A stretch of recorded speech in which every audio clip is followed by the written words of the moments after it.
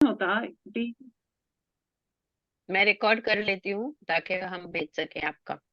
Correct correct. तो RNA में T नहीं होता, आरएनए में टी की जगह यू होता है। आरएनए में फर्क ये है कि आरएनए सिंगल स्ट्रैंडेड है, DNA is double stranded, RNA is single stranded. And RNA से फिर प्रोटीन बनता है।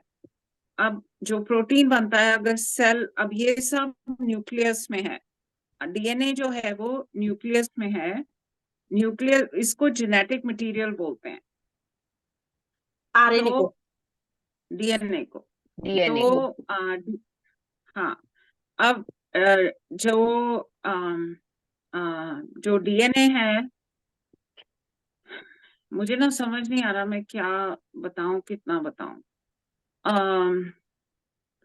राइबोसोम्स थे, याद है राइबोसोम्स में पैकेजिंग होती है। So now anyway, I don't know how much to tell actually. If I had known, I would read and prepare concisely, but I'm going all over. From a health perspective, अगर DNA में कहीं mutation होती है, जैसे कई बारी क्या होता है, जहां सी होना चाहिए वहां सी नहीं होता, तो उसको डिलीशन बोलते हैं, मतलब वहां से हट गया। कई बारी सी नहीं होना चाहिए, सी ऐड हो जाता है, उसको इंसर्शन बोलते हैं। कई बारी फ्रेम शिफ्ट हो जाता है। अभी 3 बेसिस जब इकट्ठे होते हैं तो एक अमीनो एसिड बनता है, जिससे जो प्रोटीन का बिल्डिंग ब्लॉक है। तो अगर कोई भी सी की जगह ए आ गया, या सी डिलीट हो गया, या सी और एक ऐड हो गया, तो वो जो 3 यूनिट्स हैं वो बिगड़ जाएंगी। वो जब रीडिंग फ्रेम, जब वो रीड करेगा आरएनए टू मेक प्रोटीन, तो ऑब्वियसली रीडिंग फ्रेम फर्क हो जाएगा, अगर 3 3 3 3 पढ़ने हैं। राइट, समझ आ रहा है? तो अगर 3 3 3 3 पढ़ने हैं, और अगर उसमें एक मिसिंग है या एक और एडेड है, तो फ्रेम शिफ्ट हो जाएगा ना, उसको फ्रेम शिफ्ट म्यूटेशन बोलते हैं। तो उससे क्या होता है, कई बारी जो प्रोटीन होता है, protein is made up of amino acid. Amino acid is translated from 3 basis of RNA. Okay, but अगर उससे पीछे जाओ 1 स्टेप, अगर डीएनए में उन 3 बेसिस में कुछ गड़बड़ है, किसी भी किस्म की गड़बड़ हो सकती है, सी की जगह टी आ गया, बिकॉज पोलिमरेजेस जो होते हैं, अब again I don't know if I am saying too much, because जैसे जैसे डीएनए डीएनए अनवाइंड होता है, फिर वाइंड होता है, फिर अनवाइंड होता है। जब अनवाइंड होता है, एक सेल, जब एक सेल है, एक सेल में ऐसे ऐसे ऐसे लैडर की तरह ऐसे, तो अगर उसको डबल हेलिक्स बोलते हैं। हाँ, अगर ये एक सेल में ऐसा है, तो एक सेल से जब 2 सेल बनने हैं, तो ये जो डबल हेलिक्स है ये खुलता है। जब खुलता है, तो ये एक स्ट्रैंड है, ये एक स्ट्रैंड हो गई, तो इस स्ट्रैंड के ऊपर अब दूसरा, इसका एक डबल हेलिक्स बनेगा और एक इसका डबल हेलिक्स बनेगा। ये जब डबल हेलिक्स बनेगा, तो ये 2 में हिस्से होकर के फिर 2 सेल में equal amount of genetic material जाएगा। समझ आ गया ये?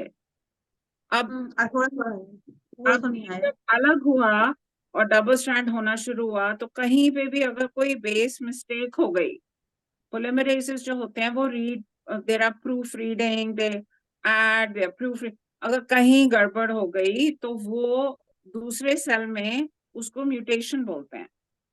अगर वो म्यूटेशन ऐसी है जिससे जो प्रोटीन का में वो 3 3 3 3 है, वो अगर बिगड़ जाता है, तो प्रोटीन गड़बड़ बनेगा। ठीक है? ओके। अब अगर सेल में गड़बड़ हो रही है, it is not what the normal cell is to look like, तब फिर वो इम्यून सेल्स जो हम पढ़ रहे हैं, पढ़े हमने, immune cells recognize a mutation or a cell which does not belong in the human body, and they remove it. So T cells have, they will remove it, and macrophages will eat it up and chew it up and throw it away. Now, but इतना समझ में आया? हाँ मतलब ये इसका basically ये है कि अगर डीएनए में म्यूटेशन हो गया, मीन्स अगर जो 4 बनने चाहिए थे वो 3 हो गए या 5 हो गए, तो वहां से प्रॉब्लम शुरू हो जाती है। हो सकती है अगर वो सेल रिमूव ना हो, तो इसीलिए हम लोग कहते हैं इम्यूनिटी अपनी इम्प्रूव करो, because immunity takes care of, ज्यादातर जो ऐसे ऊबड़ खाबड़ होता है immunity takes care of it, जो थोड़ा बहुत होता है निकाल देता है। वो प्रॉब्लम तब पर होती वो है तो वो नहीं निकाल पाता, immune system is not active then or it escapes, immune escape bhi hota hai. I don't know if we are studying all that, but sometimes there's immune exhaustion, meaning those cells are present which are the T cells are exhausted, meaning they're there but they can't function. So there are different kinds of issues with immune cells also. So that's why we keep saying कि ये 3 लगा लो, infection बनेगी नहीं, खत्म नहीं होएगी, you know. How to increase immunity, we talk about that, because then these aberrant cells or the cells that should have been removed, they will get removed, so the worst conditions like cancer etc don't develop. आपने last में क्या बताया, नहीं आया मुझे समझ में, ये रिमूव का क्या बताया आपने? उन्होंने अगर बताया ना कि एक हमारे जो टी सेल्स है वो अगर वो जो मिस्टेक हुई है, the one that has not been properly distributed, तो वो हमारे इम्यून के जो टी सेल्स है that will make sure that whatever the mutation has not done, it is removed, correct, Deepika ji? yeah, So that's Hanji. why we have to make sure. So today we caught her off guard, है ना, कि वो explain हमने आपने मुझे बोला था लेकिन हम ऑलवेज कुछ और कर रहे थे. So what I would suggest is कि ये सब Deepika ji everything is there in the RNA DNA के जो formations and then the active transport, passive transport, diffusion, filtration, exocytosis and endocytosis, pinocytosis, osmosis, all this we have to understand. And this may not be so easy for everybody to understand because nobody is a science student. So if you don't mind, we can keep on Tuesday to make understand just at least the DNA and RNA जो अभी उन्होंने समझा दिया हमें दीपिका जी ने, और उसमें इसके आगे के जो हमारे वही चैप्टर में है, अगर if you don't mind, you can explain this on Tuesday. Yes.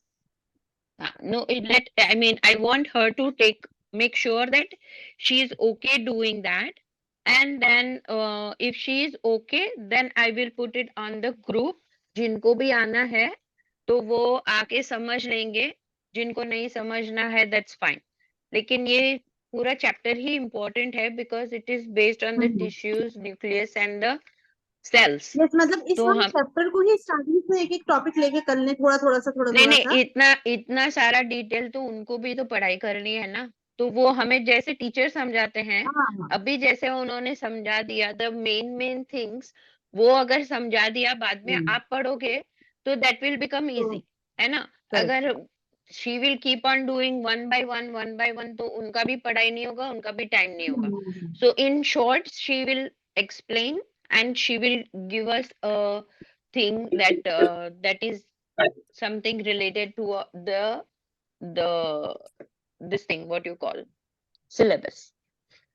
Is that okay, Deepika ji? Yes. Okay. So I'm going to stop this recording.